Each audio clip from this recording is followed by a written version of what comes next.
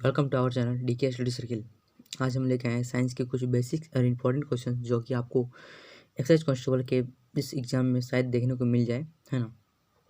क्योंकि बेसिक है और साइंस से ही तो साइंस का सिलेबस जैसे कि हमको पता है, तो हम इसकी बेसिस पे क्वेश्चन लेके आए हैं, कुछ इंपॉर्टेंट क्वेश्चन है।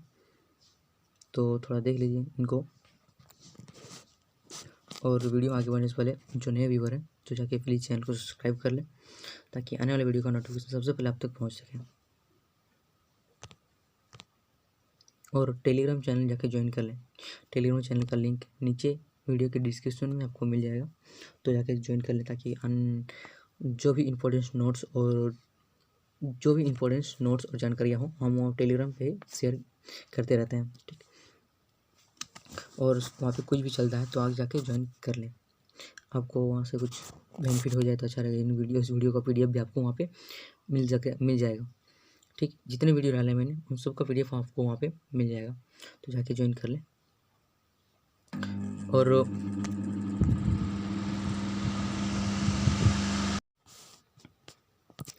तो शुरू करते हैं आज का वीडियो, ठीक है। तो आज का पहला क्वेश्चन है हमारा कि पहला क्वेश्चन देखेंगे और हम इस वीडियो में 70 प्लस क्वेश्चंस करने वाले हैं, तो ठीक जल्दी से जल्दी क्वेश्चंस को हम कवर करेंगे कि 70 प्लस क्वेश्चंस हमको इस वीडियो में कवर करना है, ठीक। इसके बाद हम बाद में करेंगे। थोड़ा ये वीडियो थोड़ा लंबा चल जाएगा, तो थोड़ा देख लीजिए क्योंकि इसमें बेसिक्स क्वेश्चंस है जो कि एग्जाम से पूछे गए हैं, पूछे आएंगे और पूछे गए भी और पूछे जा सकते हैं, ठीक। ओके, तो स्टार्ट करते हैं वीडियो। पहला क्वेश्चन देखते हैं। तत्वों का सबसे पहले वर्गीकरण किसने किया था, ठीक। तो हम इसमें ज़्यादा टाइम नहीं देंगे, हम जो रियल आंसर है इनका, ठीक है, हम उसी को टिक करेंगे। अगर आपको पता हो तो आप वीडियो को पॉज करके आंसर को नोट करके एक पेपर में नोट करके आप लास्ट में मैच कर सकते हैं कि कितना मेरा गलत हुआ कितना मेरा सही हुआ, ठीक। उसके बाद हमको कमेंट करके जरूर बताइएगा कि आपका कितना नंबर इसमें से अचीव कर पाए हैं, 70 प्लस में से क्वेश्चन आप कितना अचीव कर पाए हैं, ठीक। तो हम केवल राइट क्वेश्चन पे ही टिक करेंगे, रॉन्ग आंसर को ध्यान नहीं देंगे हम। ओके, स्टार्ट करते हैं, आगे देखते हैं क्वेश्चन से हमारा। पहला क्वेश्चन से हमारा, तत्वों का सबसे पहले वर्गीकरण किसने किया था। तो सबसे पहले जो इसका तत्वों का वर्गीकरण किया था, ये किया था डोब्रेनर ने। डोब्रेनर, ऑप्शन नंबर डी आपका सही है, ठीक है। दूसरा क्वेश्चन देखते हैं। यहाँ पे आपको तीसरा क्वेश्चन शो कर रहा होगा, लेकिन बट आपको इस पे ध्यान नहीं देना है, अभी आपको दूसरा क्वेश्चन पे ध्यान देना है। हम जो बता रहे हैं उस क्वेश्चन पे ध्यान दें ताकि आपको ज़्यादा से ज़्यादा फोकस मिले। आप ज़्यादा से ज़्यादा क्वेश्चन नंबर 2 भी फोकस रखें, हम जो बता रहे हैं उसमें फोकस रखें, ठीक। ज़्यादा बात नहीं करेंगे वरना वीडियो बहुत जल्दी लंबी हो जाएगी। दूसरा क्वेश्चन देखते हैं। तत्वों के वर्गीकरण से संबंधित त्रिक के नियम का प्रतिपादन किसने किया था, ठीक। त्रिक के नियम का प्रतिपादन जो था किसने किया था, तो किसने किया था, ये भी डोब्रेनर ने ही किया था। ऑप्शन नंबर बी आपका सही है, ठीक है। डोब्रेनर, ऑप्शन नंबर बी। आगे देखते हैं क्वेश्चन नंबर 3 पे। तत्वों के वर्गीकरण से संबंधित अष्टक नियम का प्रतिपादन किसने किया था, तो अष्टक नियम का प्रतिपादक क्या था, न्यूलैंड्स ने। ऑप्शन नंबर सी आपका न्यूलैंड्स, ठीक है। ऑप्शन नंबर सी है आपका। आगे देखते हैं 4 में। किस वैज्ञानिक ने सर्वप्रथम आवर्त सारणी का निर्माण किया था, किस वैज्ञानिक ने सर्वप्रथम आवर्त सारणी का निर्माण किया था। तो यहाँ पर चाह रहा है कि सर्वप्रथम सबसे पहले, ठीक। तो मेंडलीफ ने। ऑप्शन नंबर ए आपका। 5 में। आधुनिक आवर्त सारणी का प्रतिपादन किसने किया था, आधुनिक आवर्त सारणी का प्रतिपादक किसने किया था, तो वो क्या था, मोसले ने। ध्यान दीजिएगा यहाँ पे आधुनिक आवर्त सारणी लिखा है, ठीक है। यह क्या था, मोसले ने। और इसके ऊपर में है सर्वप्रथम आवर्त सारणी का निर्माण किया था मेंडलीफ ने। Okay, note. छठा में देखते हैं। मेंडलीफ के आवर्त सारणी में तत्वों के वर्गीकरण का आधार क्या है, ठीक। तो मेंडलीफ के जो आवर्त सारणी है उसमें तत्वों का वर्गीकरण का आधार जो है क्या है, तो क्या है, परमाणु द्रव्यमान। ऑप्शन नंबर ए, ठीक। परमाणु द्रव्यमान के साथ परमाणु द्रव्यमान को ही के दो हम कोई मान के परमाणु द्रव्यमान कोई मान के मेंडलीफ ने आवर्त सारणी को अपने जो आवर्त सारणी है उनको पूरा किया था। ठीक है, आगे देखते हैं 7 में। आधुनिक आवर्त सारणी में तत्वों के वर्गीकरण का आधार क्या है?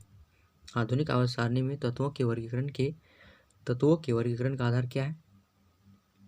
आधुनिक आवर्त सारणी में पूछा गया है। ठीक है, तो आधुनिक आवर्त सारणी में जो है वह परमाणु संख्या, आधुनिक आवर्त सारणी में परमाणु संख्या और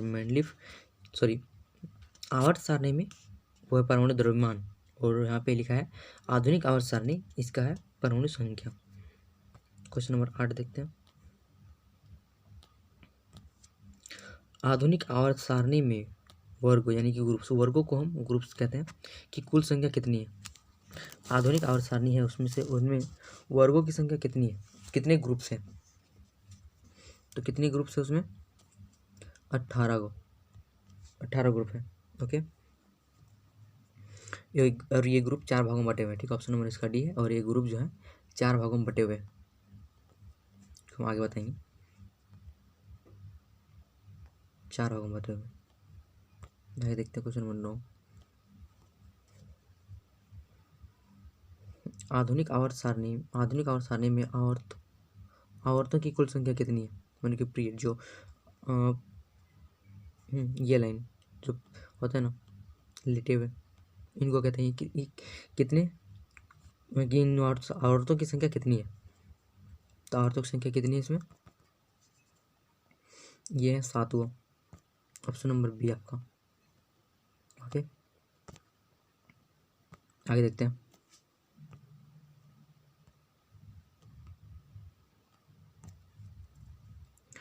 यहाँ पे 10 क्वेश्चन है। आधुनिक आवर्त सारणी में तत्वों को व्यवस्थित किया गया है। तो आधुनिक आवर्त सारणी जो तत्वों को व्यवस्थित किसमें किया गया है? बढ़ते हुए परमाणु संख्या में। ठीक, बढ़ते हुए परमाणु संख्या में किया गया। ऑप्शन नंबर डी आपका सही है। ठीक है, ऑप्शन नंबर डी आपका बढ़ते हुए परमाणु संख्या के आधार पर उसमें व्यवस्थित किया गया है। आगे देखते हैं 11 नंबर।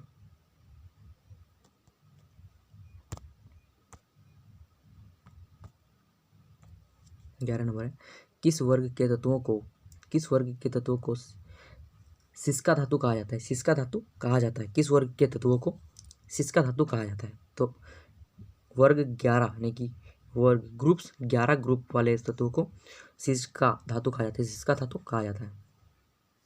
ओके, आगे देखते हैं 12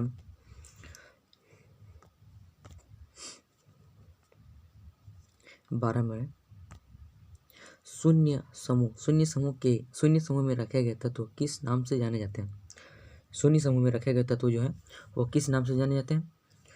तो वो नाम जाने जाते हैं निष्क्रिय धातु। आपको ऑप्शन यहाँ पे नहीं दिख रहा होगा, ऑप्शन नीचे है ना। ऑप्शन नंबर डी आपका सही है, निष्क्रिय धातु। ये रहा निष्क्रिय धातु, ऑप्शन नंबर डी। ओके, देखते हैं 13 नंबर में। देखा सबसे भारी धातु कौन है? सबसे भारी धातु हमारा ऑस्मियम है, ऑप्शन नंबर डी। ठीक है, 14 में सबसे हल्की धातु कौन है? सबसे हल्की धातु है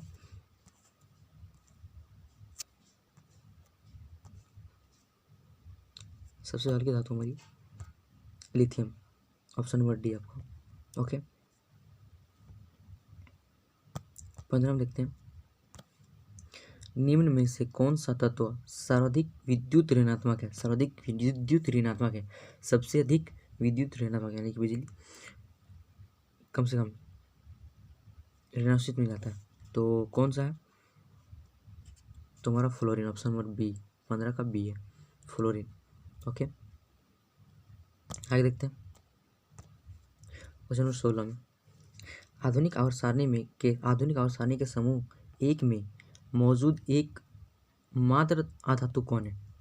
आधुनिक आवर्त सारणी में जो है समूह 1 में मौजूद मात्र एक आधातु कौन है? मतलब कि आवर्त सारणी एक, ठीक, समूह 1 में जितने भी तत्व हैं उनमें से मौजूद मात्र एक आधातु कौन सा है? एक ही आधातु है, वो कौन सा है वो पूछा गया है। तो वो कौन सा धातु है? आधातु है हाइड्रोजन। ओके, आगे देखते हैं।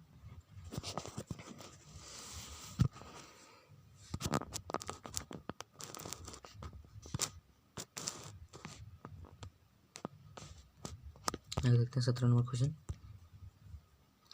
आवर्त सारणी में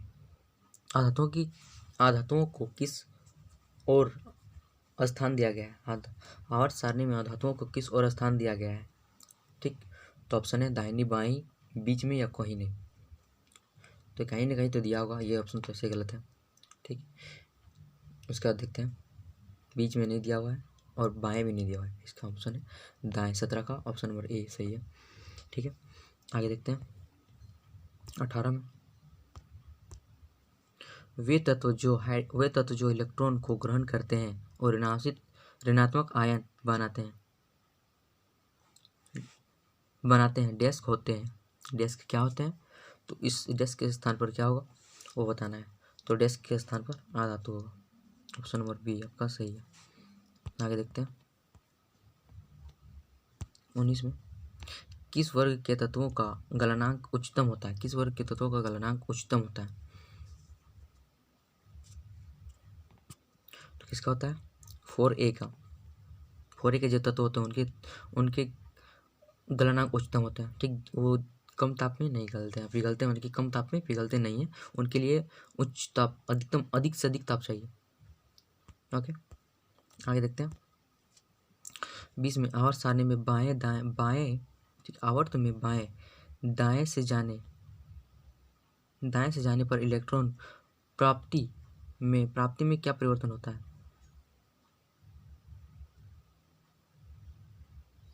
क्या परिवर्तन होता है? बढ़ जाता है, मात्र बस बढ़ती है। आगे देखते हैं जिसमें किस वर्ग के तत्वों की इलेक्ट्रॉन बंधुता उच्च होती है? किस वर्ग के तत्वों की इलेक्ट्रॉन बंधुता उच्च होती है? तो वो होता है 6A में, ऑप्शन नंबर सी। आगे देखते हैं आवर्त सारणी को कितने ब्लॉक में बांटा गया है? 4। आपको हम इससे पहले बता चुके हैं 4, इसको 4 भागों में बांटा गया है। ठीक, तो ये है 4 भाग में। आगे देखते हैं किस ब्लॉक का तत्व साधारणतः रंगीन यौगिक का निर्माण करता है?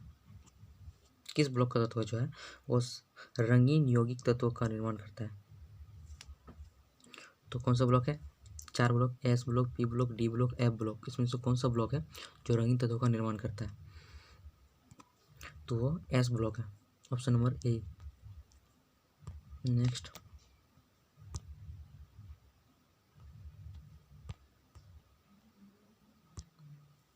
यहाँ पे 24 में,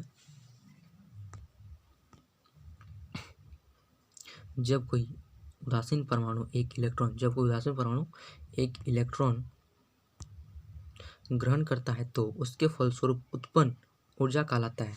ठीक, जब कोई उदासीन परमाणु एक इलेक्ट्रॉन ग्रहण करता है तो उसके फलस्वरूप उत्पन्न ऊर्जा कहलाता है। क्या कहलाता है? वो इलेक्ट्रॉन बंधुता कहलाता है, ऑप्शन नंबर ए आपका 24 का ए। नेक्स्ट देखते हैं 25, किस वर्ग के तत्वों को मुद्रा धातु कहते हैं? किस वर्ग के तत्वों को मुद्रा धातु कहते हैं? तो कौन सा वर्ग है? बी। वर्ग बी के तत्वों को मुद्रा धातु कहते हैं। ठीक, नेक्स्ट मैंडलीफ 26, मैंडलीफ का संबंध किस देश से है? मैंडलीफ का संबंध जो है किस देश से है? जो मैंडलीफ हैं वो किस देश के रहने वाले थे? तो वो थे रूसी वैज्ञानिक थे। ठीक, 27 में है, आधुनिक आवर्त सारणी के किस समूह में केवल 7 तत्व हैं? आधुनिक आवर्त सारणी के किस समूह में केवल 7 तत्व हैं? किस समूह में केवल 7 तत्व हैं? तो कौन सा तत्व है वो? कौन सा समूह है? ऑप्शन से 1, 2, 3, 4। तो आपका एक में फर्स्ट समूह में जो है केवल 7 तत्व ही है। आगे देखते हैं 28, किस वर्ग के तत्वों को अयस्क बनाने वाले तत्व कहते हैं? तो 6A के तत्व हैं अयस्क बनाते हैं। 29 में, किस वर्ग के तत्वों की संयोजकता 2 होती है? तो किस वर्ग के तत्वों की संख्या जो संयोजकता 2 होती है 2a के। आगे देखते हैं 30 में सबसे हल्का तत्व कौन है? सबसे हल्का तत्व है हाइड्रोजन। ये पहले बता चुके हैं हम, क्वेश्चन रिपीटेड है। ठीक है, आगे देखते हैं पृथ्वी पर सबसे अधिक मात्रा पाया जाने वाला धातु कौन सा है? सबसे अधिक पृथ्वी पर कौन सा धातु है? तो एल्यूमिनियम है। ओके, ऑप्शन नंबर बी आपका। आगे देखते हैं पृथ्वी पर सबसे अधिक मात्रा में पाया जाने वाला तत्व कौन सा है? पृथ्वी पर सबसे अधिक मात्रा में पाया जाने वाला तत्व कौन सा है? इससे पहले धातु था एल्यूमिनियम, है ना, और ये तत्व है, कौन सा तत्व है वो बताना है।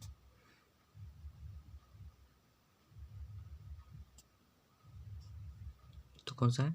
ऑक्सीजन। सबसे अधिक मात्रा में पाया जाने वाला तत्व है ऑक्सीजन, ऑप्शन नंबर ए। आगे तो ये है 33। प्रत्येक आवर्त का अंतिम सदस्य होता है। प्रत्येक आवर्त का अंतिम सदस्य होता है, क्या होता है? एक निष्क्रिय गैस होता है। ओके, 34 देखते हैं प्रत्येक आवर्त का पहला सदस्य होता है। प्रत्येक आवर्त का पहला सदस्य एक धातु होता है। आगे 35 में आवर्त सारणी के दूसरे तथा तीसरे आवर्त में कितने तत्व हैं? आवर्त सारणी के दूसरे तथा तीसरे आवर्त में कितने तत्व हैं? तो 8 करके 8 करके हैं। ठीक, मतलब कि फर्स्ट में 8, दूसरे में 8, नहीं ये दूसरा में सेकेंड है, ये थर्ड है। 2 8 8 इस तरह करके 2 8 8 18 इस तरह करके। ठीक है, आगे देखते हैं 36 में आधुनिक आवर्त सारणी के 5वें आवर्त में कितने तत्व हैं? आधुनिक आवर्त सारणी के 5वें आवर्त में कितने तत्व हैं? तीसरे में, 5वें में बताया हूँ, तो उसमें 18, 2 8 8 18, फिर से 18 रिपीट, है ना, 1 2 3 4 5 में 18। ओके, ऑप्शन नंबर सी आपका सही है। नेक्स्ट देखते हैं 37। आधुनिक आवर्त सारणी के 17वें वर्ग को क्या कहा जाता है? 17वें वर्ग को क्या कहा जाता है? तो हैलोजन गैस कहा जाता है उसको। ठीक है, 38 में सबसे भारी प्राकृतिक तत्व कौन सा है? सबसे भारी प्राकृतिक तत्व हो जाए कौन सा है? तो यूरेनियम सबसे भारी है। धातु जो द्रव अवस्था में पाया जाता है, वो पारा होता है, हाथ में लेने पर पिघल जाता है। पारा को जैसे हम हाथ में लेंगे ना वो पिघल जाएगा। ठीक, वो लिक्विड फॉर्म में हो जाएगा। आगे देखते हैं 40। अधातु जो द्रव अवस्था में पाई जाती है वो ब्रोमीन, ऑप्शन नंबर बी। 41 आवर्त सारणी के छठे आवर्त में कुल कितने तत्व होते हैं? आवर्त सारणी के छठे आवर्त में कुल कितने तत्व होते हैं? तो ये है 32 को। ओके,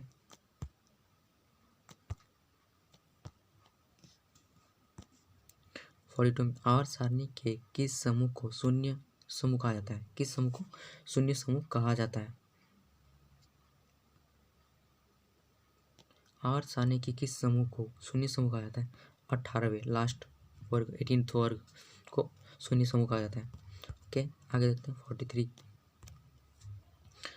43 में सोडियम धातु को रखा जाता है केरोसिन तेल में, और फास्फोरस को जल में रखा जाता है। ठीक है, फास्फोरस को जल में रखा जाता है और केरोसिन तेल में सोडियम को रखा जाता है। 44 यह चाकू से काटी जा सकने वाली धातु, चाकू से जो धातु कट सकती है वो कौन सी है? सोडियम, लिथियम, पोटेशियम, इनमें से सभी, उपयुक्त सभी। तो इसका आंसर है उपयुक्त सभी, ऑप्शन नंबर डी। ठीक, सभी कट सकते हैं, सोडियम भी कटेगा, लिथियम भी कटेगा और पोटासियम भी कटेगा। ठीक है, बस सोडियम है जो आसानी से कट जाएगा। ओके, आगे देखते हैं 45 में। किस धातु में धातुई चमक पाई जाती है? किस धातु में धातुई चमक पाई जाती है? तो ऑप्शन नंबर डी, आयोडीन में। आगे देखते हैं, आवर्त सारणी में किस तत्व की उच्चतम इलेक्ट्रॉन बंधुता होती है? उच्चतम इलेक्ट्रॉन बंधुता होती है तो किसकी होती है? क्लोरीन की होती है, ऑप्शन नंबर बी। आगे देखते हैं 47 में। आवर्त सारणी के तीसरे और चौथे समूह का सामान्य गुणधर्म क्या है? सामान्य गुणधर्म क्या है? क्षारीय और अम्लीय, ऑप्शन नंबर ए आपका। ठीक है, आगे देखते हैं न्यूलैंड के समय ज्ञात तत्वों की संख्या कितनी थी? जो न्यूलैंड थे उस समय तत्वों की कुल ज्ञात तत्व कितने थे वो बताना है। तो कुल ज्ञात तत्व थे 56 को, ऑप्शन नंबर सी आपका यहाँ पे है 56, 56 को। तो देखते हैं 50 में, तो 49 बचा। 49 में आवर्त सारणी में क्षैतिज कतारों को क्या कहा जाता है? आवर्त सारणी में क्षैतिज कतारों को इसको क्या कहा जाता है? ये है क्षैतिज कतार, इनको क्या कहा जाता है वो बताना है। क्या कहा जाता है? इनको आवर्त कहा जाता है। ओके, आवर्त कहा जाता है। आगे देखते हैं 50 में। आवर्त सारणी में ऊर्ध्वाधर कतारों को क्या कहा जाता है? वर्ग कहा जाता है। मेंडलीव के समय ज्ञात तत्वों की कुल संख्या कितनी थी? मेंडलीव के समय ज्ञात तत्वों की कुल संख्या कितनी थी? तो 63 को थी। ठीक, जिस समय न्यूलैंड थे उस समय 56, 56 न्यूलैंड के समय में, और मेंडलीव के समय में 36 से 63, 63 हो गई। ठीक, अक्रिय गैस 52 में है। अक्रिय गैस हीलियम किस ब्लॉक का सदस्य है? अक्रिय गैस हीलियम जो है, हीलियम He, जिसका सूचक है, एक संकेत है जो He है, इसका संकेत, हीलियम का संकेत He है। ये किस ब्लॉक का सदस्य है, यानी कि किस ब्लॉक का तत्व है? तो किस ब्लॉक का है? S block, P block, D block या ए ब्लॉक? तो ए एस ब्लॉक का है। आगे देखते हैं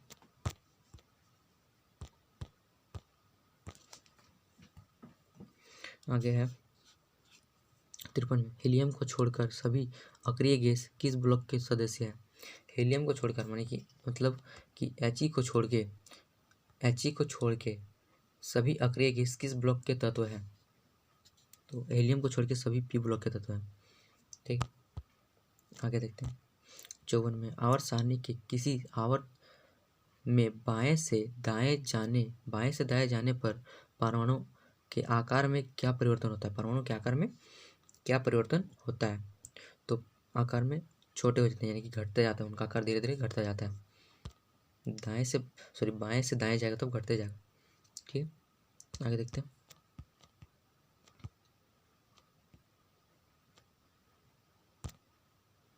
55 में। आवर्त सारणी के किस वर्ग के ऊपर से नीचे आने पर परमाणु के आकार में क्या परिवर्तन होता है? क्या परिवर्तन होता है? परमाणु के आकार में क्या परिवर्तन होता है? तो उनका आकार बढ़ता है, ऊपर से नीचे आएगा तो उनका आकार बढ़ेगा। आगे देखते हैं 56 में। अक्रिय गैसों की कुल संख्या कितनी है? अक्रिय गैस की कुल संख्या कितनी है? तो अक्रिय गैसों की कुल संख्या 6 गो। 57 में। अक्रिय गैसों की कुल संख्या कितनी है? अक्रिय गैसों से संयोजकता लिखा, सॉरी कुल संख्या नहीं, संयोजकता। यहाँ पे कुल संख्या, यहाँ पे संयोजकता होती है। अक्रिय गैसों की संयोजकता होती है 3। ओके, आगे देखते हैं 58 में। सॉरी, यहाँ पे अक्रिय गैसों की क्वेश्चन गलत है। अक्रिय गैसों की संयोजकता होती है। अक्रिय गैसों की संयोजकता हमेशा 0 होता है। ठीक है, इनका अक्रिय गैस को संयोजकता नहीं होता है। ठीक है, इनका 0 होता है। ऑप्शन नंबर ए, ये मिस्टेक हो जाता है, डी हो गया था, ये नहीं है, ऑप्शन नंबर ए सही है। ठीक, 57 का ए। आगे देखते हैं 58 किस अक्रिय गैस का उपयोग विद्युत बल्ब में किया जाता है? किस अक्रिय गैस का उपयोग जो है विद्युत बल्ब में किया जाता है? तो आर्गन का किया जाता है। ओके, आगे देखते हैं। किसी तत्व के परमाणु के अंतिम कक्षा में उपस्थित इलेक्ट्रॉनों की संख्या क्या कहलाती है? इलेक्ट्रॉनों की संख्या कहलाती है संयोजी electron. Option number B. Next देखते हैं 60 आधुनिक आवर्त सारणी में टेढ़ी मेढ़ी रेखा किसे अलग करती है? टेढ़ी मेढ़ी रेखा जो है, टेढ़ी मेढ़ी रेखा किसे अलग करती है? तो वो अलग करती है धातुओं को अधातुओं से, यानी कि धातु और अधातु को आपस में अलग करती है। ठीक है। 61 में किसी एक वर्ग के सभी तत्वों में संयोजी इलेक्ट्रॉनों की संख्या होती है। सभी संयोजी इलेक्ट्रॉनों की संख्या होती है तो समान होती है। ठीक, ऑप्शन नंबर ए समान होती है। 62 में गैसीय अवस्था में पाया जाने वाले हैलोजन कौन सा है? गैसीय अवस्था में पाया जाने वाला हैलोजन कौन सा है? तो क्लोरीन गैसीय अवस्था में पाया जाता है। ऑप्शन नंबर ए आपका सही था। ठीक, 63 में ठोस अवस्था में पाया जाने वाला हैलोजन कौन सा है? ठोस अवस्था में पाया जाने वाला हैलोजन गैस। ठीक, हैलोजन गैस कौन सा है? तो आपका है आयोडीन, ठोस अवस्था में रहता है। 64 कौन सा अक्रिय गैस वायुमंडल में नहीं पाया जाता है? कौन सा अक्रिय गैस वायुमंडल में नहीं पाया जाता है? जो कि रेडॉन है, ये वायुमंडल के बाहर रहता है, वायुमंडल में नहीं है। 65 वायुमंडल में सर्वाधिक मात्रा में पाया जाने वाला अक्रिय गैस है आर्गन। ऑप्शन नंबर ए सही है आपका। ठीक है, आगे देखते हैं। आर्गन की खोज किसने की थी? रैमजे ने। ठीक है, ऑप्शन नंबर ए रैमजे ने। 67 में सर्वाधिक यौगिक बनाने वाला अक्रिय गैस कौन सा है? सर्वाधिक यौगिक बनाने वाला अक्रिय गैस कौन सा है? तो यह है ज़ेनॉन।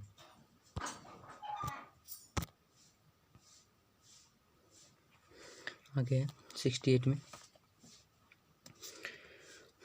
68 किस अक्रिय गैस का उपयोग रेडियोथेरेपी, ठीक है, रेडियोथेरेपी में कैंसर रोग के इलाज में होता है? रेडियोथेरेपी के रिपीट क्वेश्चन, किस अक्रिय गैस का उपयोग रेडियोथेरेपी में कैंसर रोग के इलाज में होता है? तो वो है रेडॉन एक अक्रिय गैस है। ठीक है, अक्रिय गैस रेडॉन है, इसी का उपयोग होता है रेडियोथेरेपी में कैंसर के इलाज के लिए। आगे देखते हैं 69 में आर्गन का द्रव्यमान कितना होता है? तो आर्गन का द्रव्यमान कितना होता है? 40। ओके, आगे देखते हैं 70 में हीलियम के बाह्यतम कक्षा में कितने इलेक्ट्रॉन होते हैं? बाह्य कक्षा में कितने इलेक्ट्रॉन होते हैं? तो कितने इलेक्ट्रॉन होते हैं? 2, हीलियम के 2। 71 में है हीलियम को छोड़कर सभी अक्रिय गैसों की बाह्य कक्षा में कितने इलेक्ट्रॉन होते हैं? हीलियम को छोड़कर को छोड़कर हीलियम को 2 होता है, हीलियम को 2 होता है। इसको छोड़ के बाकी सभी अक्रिय गैसों की बाह्यतम कक्षा में कितने इलेक्ट्रॉन होते हैं?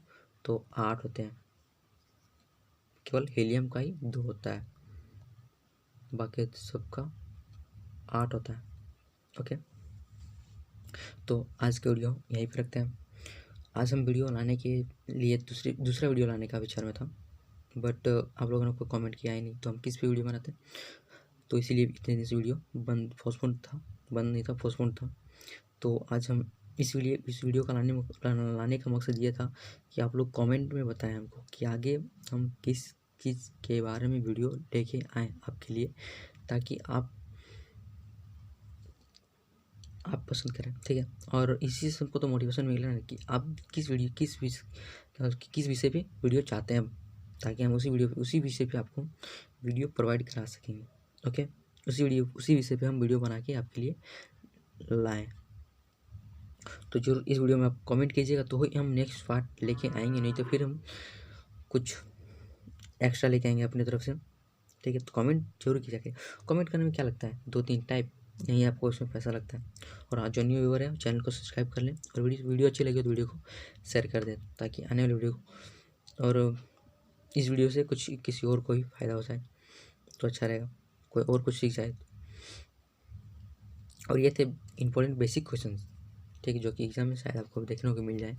वैसे तो ज़्यादा क्वेश्चन टफ नहीं आते हैं एग्ज़ाम में, बट कई बार हो जाता है टफ, जो कि इससे बाहर आ जाते हैं साइंस के, ठीक है। तो वीडियो कहीं पर रखते हैं, ज़्यादा वीडियो लंबी हो चुकी है। ओके, तो मिलते हैं अगली वीडियो में, तो तक के लिए जय हिंद जय भारत। हाँ, कमेंट जरूर कीजिएगा किस विषय पे आपको वीडियो चाहिए। सो